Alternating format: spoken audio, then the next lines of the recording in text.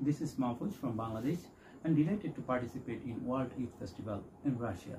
Actually, I'm very keen observer of international diplomacy and politics. We are not living in a very complex world, but some countries and peoples are getting all sorts of modern amenities, and rest of the people world are suffering.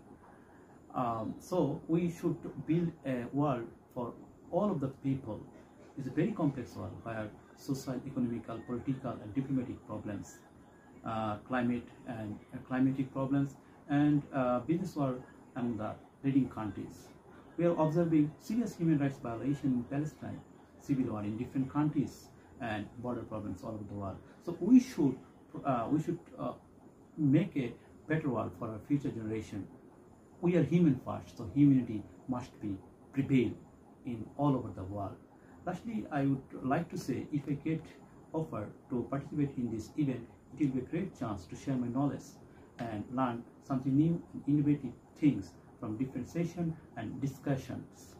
And it will also give me a chance to enrich my knowledge, to learn multicultural and blending tradition.